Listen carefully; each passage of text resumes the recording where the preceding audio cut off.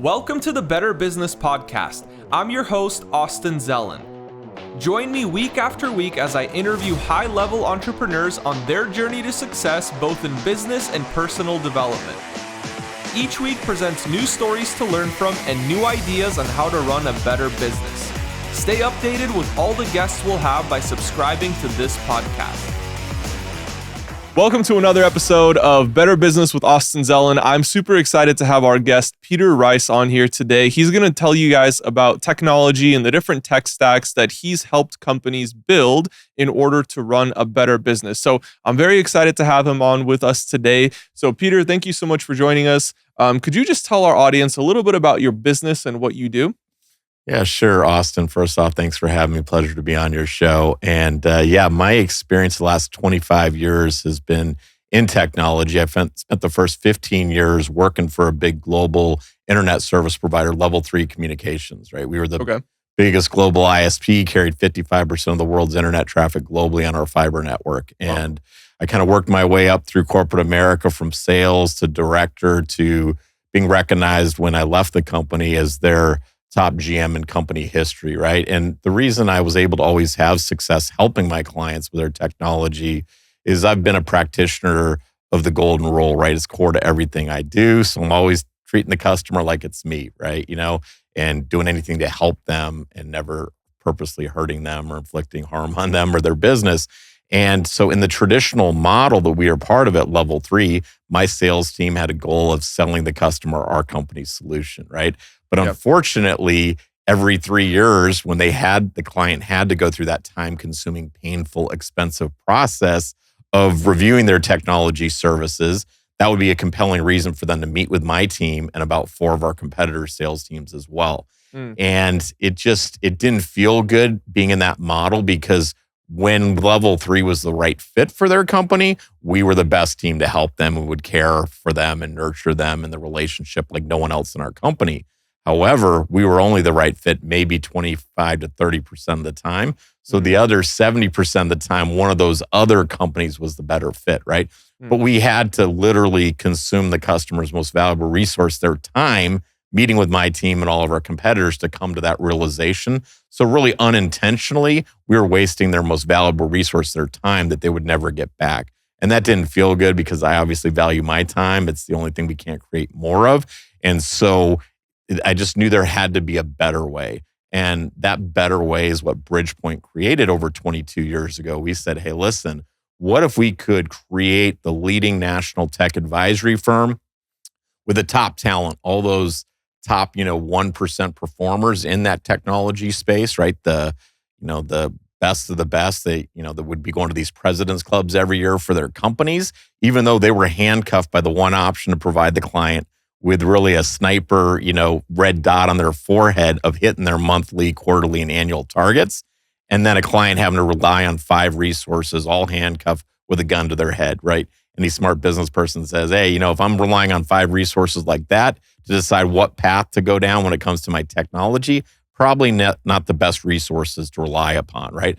And that's what we created is a systematic easy button. So those clients no longer have to deal with a headache of all the sales teams pitching on their employer's solution, whether it's what's best for them or not, just because they have to if they want to keep their job and, support their families, right? So that's really what we created at Bridgepointe is there's a better way. And it's a program where we can go out to companies. We've got about 12,000 of them that are everything from the largest enterprises you can imagine in the marketplace to the mid-sized corporations and even some SMB clients as well, just to help get them the unbiased insight into the marketplace and the top 200 suppliers so that they can get the guaranteed best solution with the right company at the best available price point. And we bridge that gap from where they are to where they want to get to 5 times quicker than they've ever been able to on their own with the old school model, right? Without the headache of meeting with salespeople, because all you have to do is sit through one of those timeshare, pitches to realize I don't want to sit through 5 sales pitches every 3 years. And we make that a reality for them. And that's why our clients tell us, hey, having Bridgepointe as an extension of their team is one of the biggest no-brainers in their business and their success. Yeah, awesome. So basically, instead of your clients having to sit through all these different presentations, you can basically tell them you need this, you need this, you need that, as a consulting firm would. Exactly. Absolutely. Awesome, awesome. And so I think that this model should probably be transferred over to many other things as well, not just technology. And I think that it's a really valuable way for these clients to spend their time, because instead of having to individually go through all their vendors or all the different service providers, they can just have one centralized hub of information. And so when you're doing this with clients, what would you say is your favorite part about it? Is it the time savings, or is it finding like truly the best solution for them, or like what part excites you the most? I think for me, it really is the huge amount of time savings that they get, right? With no headache involved with that time savings, right? Because, Yep. I'm always like putting myself in that CEO, that CIO, that VP of IT, that IT director, the CFO's shoes, right? And Mhm. I've been there as a busy executive for a Fortune 500 company, right? And I know what it's like to have to work 60, 70 hours a week just to keep everything on track, right? And then having a family and a life and try to find that balance is very, very difficult. So I appreciate time because we all have very limited amount of it, right? And so every moment we've got still to live out our fullest potential is a blessing, right? And so I really appreciate being able to free up that time for them so they can really make the impact in their business that they're meant to do and what they're really best at, right? Kind of their most valuable priorities. Yeah, definitely. So, how have you helped small to medium businesses do this same thing? Because sometimes they're not as tech heavy as a large corporation would. Maybe they don't have all the technologies. Maybe they don't have all these different softwares helping them be efficient. Where do you find that balance of like what they really need right now versus what they could have as a nice to have type of thing? Yeah, exactly. Well, we really try to understand their business and where they are today, what they're doing today, what their pain points are, right? Things that we could help alleviate, right? But no matter how big a company is, whether they're the, Fortune 100 companies that we help, or maybe they're a company that even has, under 100 employees or an SMB, right? Every single one of them needs to leverage technology to actually operate. And if they want to grow and scale, it's not going to happen without technology. So at a very bare minimum, every company that exists, they need to be connected, right, to the internet, right? They Yeah. need to be able to communicate with their customers via digitally, but also audibly usually, right? So they need to have like a cloud PBX or phone system or something, things like that, right?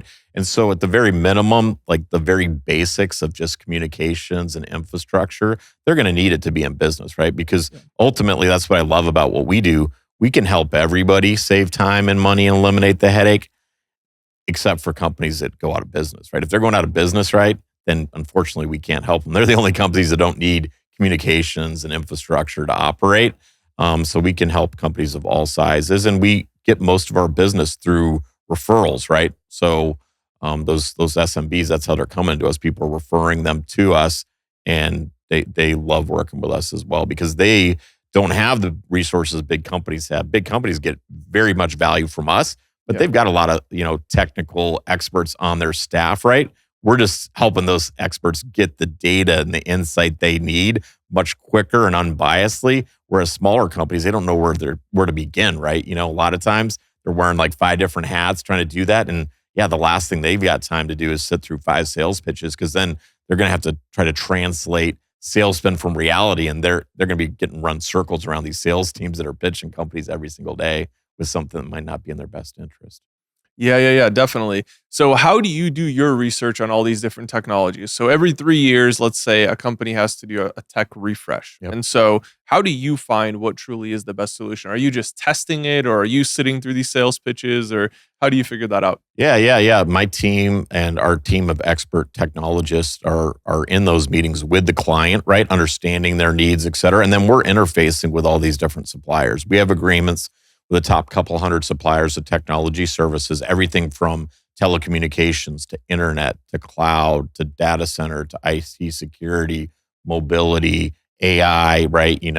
And we've got it all, right? That in our portfolio. And those agreements get our clients their guaranteed best price without having to waste their valuable time sitting through 5 sales pitches, right? Instead, we do all that legwork for them. And the beautiful thing is, if they qualify for it, we have our program. There's a better way that literally will waive their consulting fees to get this work done for them. So a lot of times, as an executive of a company, right, as the top GM in level 3, all leaders, they're successful because why? They surround themselves with the best team that they can afford in their budgets, right? But all of us have probably had an experience where we see a rock star we want to have join our team. We think it's going to be a real difference maker to the bottom line. And yet what they need to be paid is outside of our budget, and we can't afford to bring them on our team, unfortunately, right? Mm. Well, Bridgepointe is that resource, that rock star organization. You want that talent on your team as an extension to your staff, and you would think you can't afford us. And you'd be right, because what we bring is very tremendously valuable. However, we found out a way where we can actually, if you qualify for our program, waive all the consulting fees, go to work as an extension to your team, and help your team win like never before.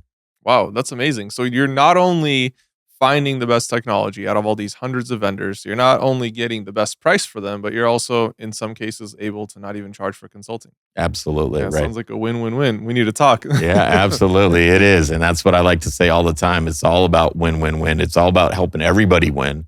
And everybody does win in our equation. The customer wins, we win, our suppliers win, right? As the top GM at level 3, it's hard to scale, right? My team, we grew from 5 rockstar salespeople, right, to 15 and stayed the number 1 team with that kind of growth, which was very challenging to do. Then our president comes to me and says, what do we have to do to get to 30, right? I said, it's not going to happen, right? Because I'm not going to lower the bar of what the talent needs to look like on my team to take care of the customer the way we need to continue to produce at this level for our clients and for our business. And so the way to do that is through companies like Bridgepointe. So these suppliers all love working with us. Why? Because they're not having to pay a $100,000 salary to their sales team to go chase the revenue that 4 of their competitors are also paying $100,000 salaries to chase the same revenue, and only 1 of the suppliers wins. The other 4 gets no ROI on that engagement and all the OpEx they burn through to identify, oh, we weren't the best fit anyway, right? Mhm. Instead, no, Bridgepointe does that for them, right? Yeah. Basically as a service, and just brings them revenue when they're the right fit, right? And doesn't waste their time or OpEx when they're not the right fit, right? So it's a win for them as well, and a way for them to scale and really only pay out, our fees. And that's how we can afford to, waive our fees for our clients that qualify for our There's a Better Way program, is we get our fees paid by the winning supplier. Mm. Yeah, that's really good. That's smart. I like how you structured that. That way it's a win for both sides as well. So you mentioned something about building a strong team around you, people that are winners, and building that like rock star team. How do you surround yourself as an executive with other people who are winners just like yourself that are going to help you get to that next level? Yeah. Well, first off, I mean, it all starts with like people's track record, right? And, as you get to know people in your network and whatnot, and your history and experience, right? Most everybody's, maybe claims to be a player, right? But really, your track record speaks for itself, right? And what other people say about you, right? And so that's one of the things my whole career that's enabled me to be successful, even at level 3, being the top GM. I didn't hire one person on my team, right, that actually came to us from our internal recruiting team, right? And we didn't leverage headhunters either, because the companies say, no, we don't have the budget for that, right? So what I would constantly do is, within my network of people, identify the people that I was going to need in the future, right? Kind of look forward, project, 3, 6, 9 months, a year out for the headcount I knew I would have, and constantly be asking my network who they knew that was the best in the industry in this kind of role or that kind of role. So I'd get other people to tell me how amazing these people were. I wouldn't be letting those people just tell me how amazing they are. I'd first have others consistently tell me, hey, this person is like one of the best in the space. And then I'd start the dialogue and conversation about what that might look like in their future if they were to join our team and be a part of this amazing journey that we were creating. Yeah, definitely. And throughout a lot of these interviews, that's a common theme that I'm seeing is when people want to hire rock stars, they're not posting jobs on LinkedIn or all these different job advertising sites. They're out there asking their network of people who they trust, people they know are rock stars, who is the best in this, who's the best in that. And I built a lot of my team that way as well. It's not job ads; it's literally asking the people that I trust and that I look up to in my sphere. and asking them who the best person is, and then building your team piece by piece through that, because they all know each other. They all kind of congregate together. Now, that's as far as like your internal team. Now, people that you look up to, or like other executives or CEOs or maybe different entrepreneurs, how do you find the right people to learn from or to surround yourself with as far as like mentors go? Yeah, I mean, I think that, a lot of it is, similarly, like, right, I look to other successful people, right, that have had the success, right, and see who are the people that maybe they kind of had mentor them, or people that they learned from, right, that had good content out there and had Yeah. good thought leadership, right, and pick their brains on what's helped them take themselves to the next level, right, and then also just, you end up having mentors in business where you see different leaders that you work with, either as part of having a job, right? When I was the GM at level 3, right? Or, when you are out in the marketplace dealing with clients, right? I've had different mentors that, came from, within our organization, outside of our organization, clients of mine that I became friends with, and just take pieces of the things that enabled their success, kind of learn from them, right? So really, it gets back down to my network as well, right? I've always said, hey, our network equals our net worth, right? And if our net worth isn't where we want it yet, either we don't yet have the right people in our network and we need to expand that, Mhm. or we actually need to bring more value to our network that we've already got there and leverage them also for our benefit as well in different areas like mentorship and leadership. Definitely. How do you believe your environment affects your growth as an entrepreneur? Do you feel like it plays a major role, or is it something that you can avoid or change or modify? How do you think environment changes your growth? Yeah, I think environment, makes a huge difference, right? You kind of hear the experts say all the time, right? Hey, if you want to look at your net worth or your, success in the marketplace, really what you could do is you can kind of take a look at maybe the 5 people that you spend the most time that you're around, right? So if you're in an environment, right, where you're around a bunch of other driven, successful people that are all, like in my case, all focused on living that golden rule mindset and help and serve others and help them be success. And they've had success doing it before, right? But you as a team collectively are all focused on that together and you're all doing the same thing and all rowing in the same direction, right? Then you're going to be a lot more successful than if you show up in an environment where you've got like a bunch of B players surrounding you, right? Because then you're going to pick up the habits of those B players rather than those A players. And that's what I've always done is just surround myself from the best people that I can bring onto my team, right? Attract that top talent and get us all heading in the same direction.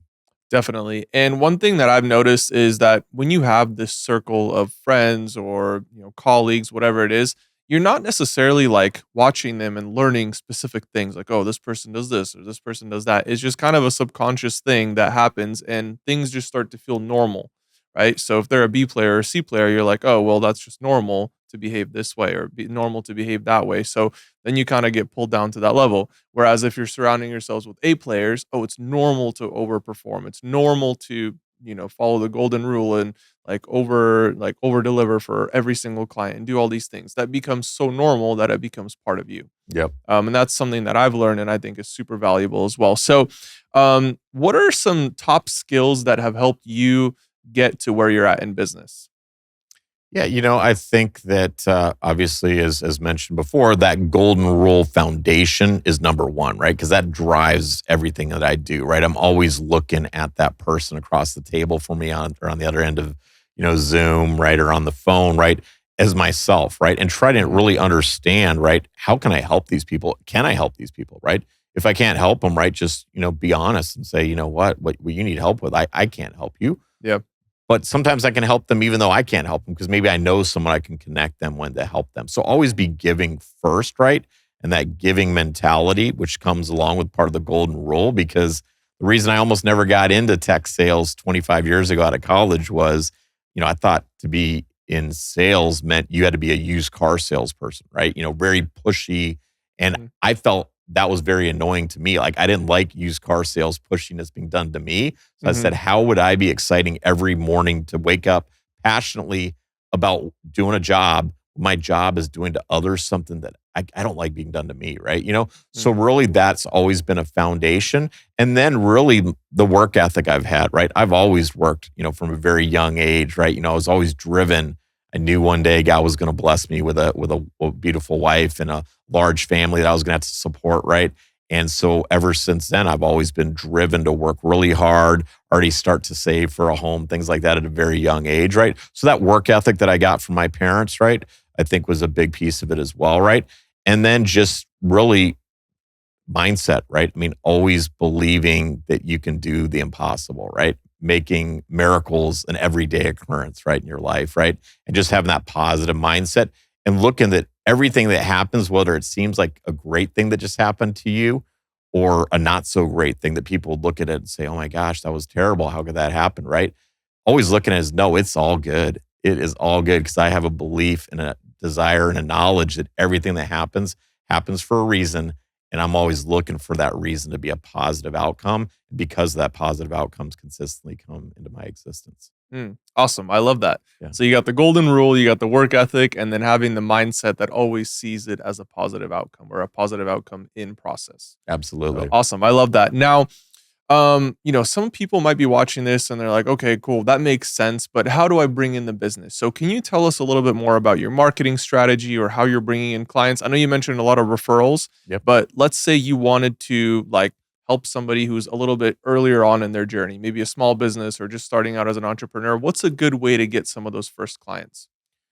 I think a good way to get some of those first clients is to come up with a way where you can give them really an irrefusable offer, something that's just such a no-brainer. Like, why would they not do it, right? Like our model, right? I mean, like we're like, literally, if you qualify for this program, you're going to get the best in the business with this kind of track record of success, helping other people, helping other companies, right? To basically get what they desire, right? And you're going to get to have us as an extension of your staff, right, at no cost. So that's basically an example of a irrefusable, too good to be true offer, right? Where it's like something that you give so much to them and over deliver, right? That they can't, if they're smart, they're not going to do anything but say yes to you, right? And then you build on that foundation, and then now they're a referral for you, right? And they can be somebody who says, no, working with this company's amazing, right? And they over delivered and they had our best interest. And now you've got a handful of initial customers that you can use as the foundation to prove to your clients, your future clients, the value that you're going to bring to them as well. Definitely. Now, I've heard it said before that it's possible to only make one sale ever in your life and then run your entire business off of referrals. So would you say that's possible? Like, let's say you find one customer, right? Whatever it was, marketing, just networking, cold calling, whatever. You found that customer. You did such a great job for them that they're going to refer you to somebody else, or let's say two people, and then those people refer you and they keep referring. Do you think that's possible?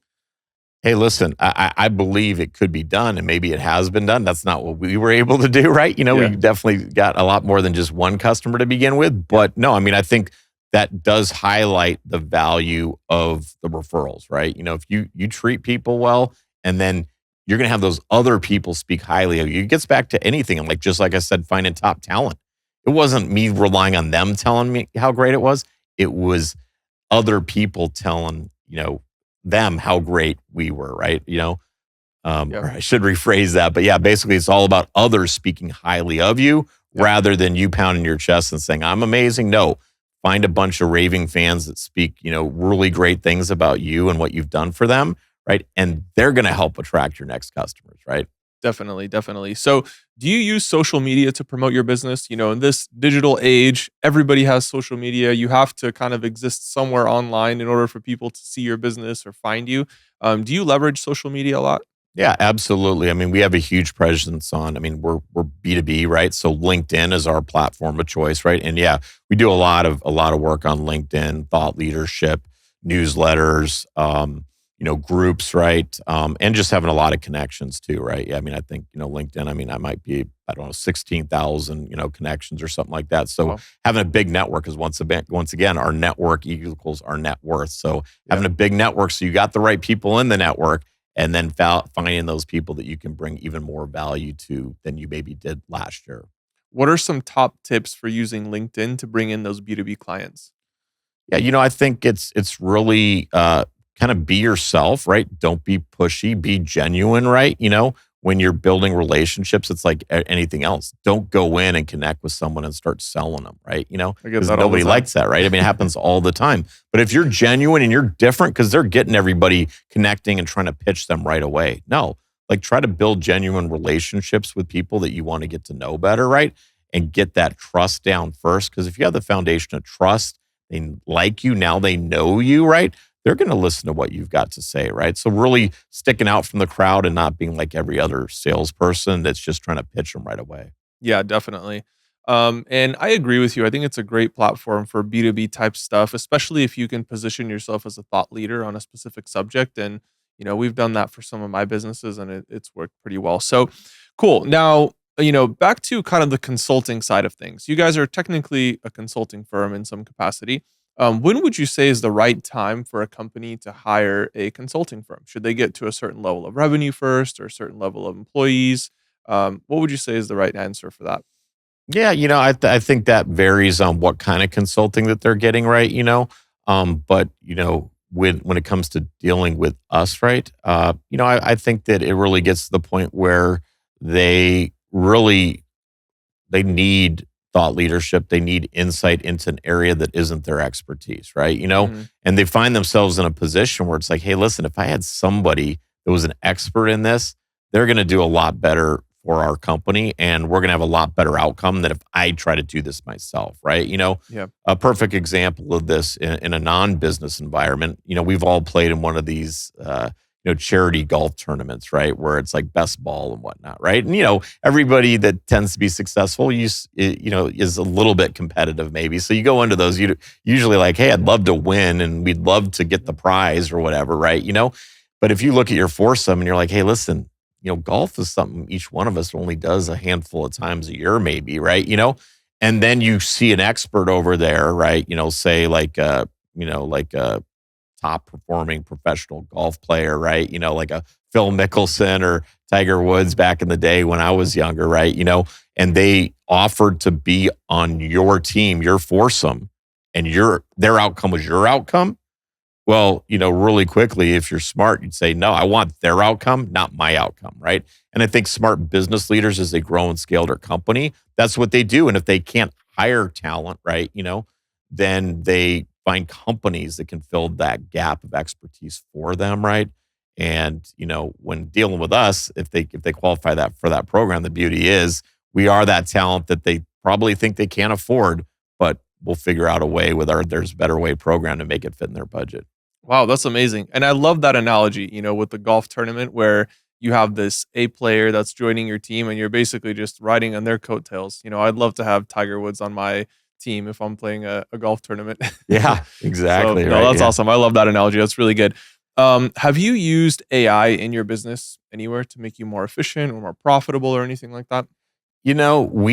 We have used a little bit of AI, right? I mean, AI is a big buzzword today. It's a lot of interest on clients. I mean, there's a lot going on out there. It's definitely a very hot topic, and it's going to be huge. It's still very early on, but yeah, we definitely have played around with different AI, for messaging, right? And automation, and even played around with some of these companies out there that that they can actually do a lot of the upfront legwork through AI, right, for prospecting and things of that nature, right?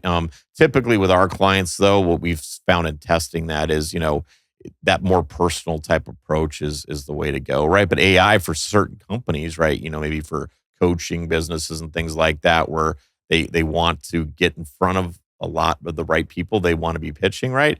Then having a machine and AI that can help them get in front of more of those people can be very advantageous.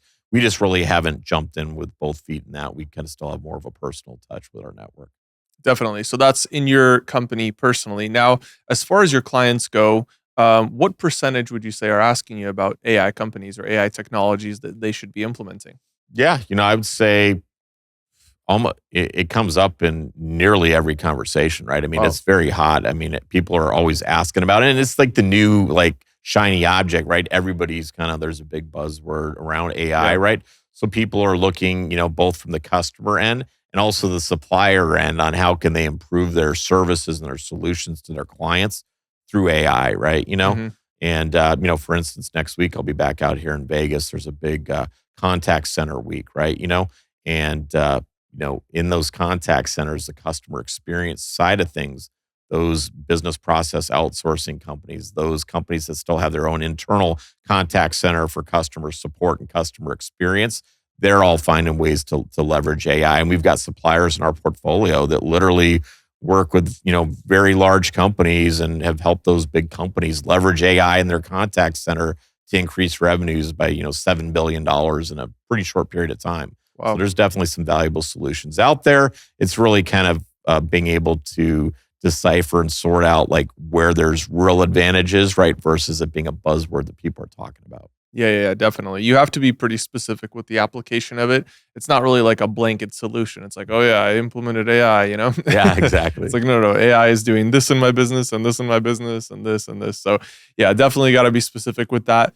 Now, how many businesses would you say you work with that provide solutions for your clients? I think you mentioned hundreds. Do you have a specific number? Yeah, we've got over 200 of the top technology service suppliers that we already have agreements that guarantee our clients get their best pricing, right? Okay. Awesome. So we've got over 200 tech companies in our portfolio, but we also made an acquisition recently in the last 18 months of one of the top contact center consulting firms out there. And with that, we also have the top 125 BPOs or business process outsourcing companies. So we've got clients of ours that are like, hey, listen, our core business is this or that, right? But running call centers isn't really our core business. We do it as a necessary evil. And so we kind of go in and consult with them and show them, hey, listen, if you didn't need to run a contact center, right, but you could have improved customer experience, right, and drive efficiencies and cost reduction while eliminating that headache from your life, would you be interested in letting the best in the business do it for you if you knew you could get better results, right? And so we can actually help them source the top 125 BPOs as well. Wow, that's awesome. I love that. And out of curiosity, you might not know the answer to this, but what percentage of those almost 400 tech companies would you say provide AI solutions? Yeah, that's a great question. Off the top of my head, I couldn't really say, but I would say, probably a good percent of them are either using AI for some facet of their business, right? Yeah. Or they're absolutely in the process of looking how they can improve their company's operations by AI, right? Yeah. Awesome. Well, cool. Thank you so much for joining me today. It's been very educational. I think our viewers learned a lot about technology and like the value of having a consulting firm that can be that A player in your team and just come in and join you and show you how it should be done. They can be that Tiger Woods on your team. So anyways, thank you so much for joining us, guys. This was another episode of Better Business with Austin Zelan. Thank you for joining us, and we'll see you all in the next episode.